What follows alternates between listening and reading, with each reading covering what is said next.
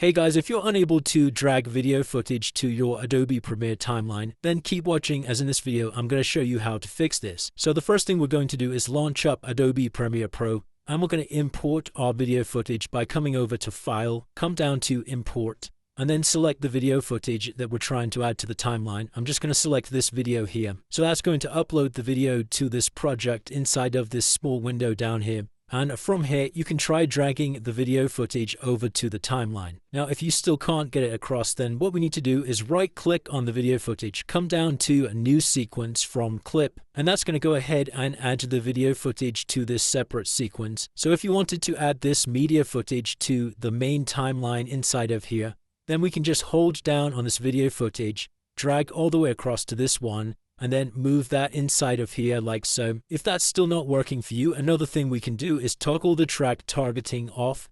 And to do this, you just need to uncheck these blue boxes all the way down like so.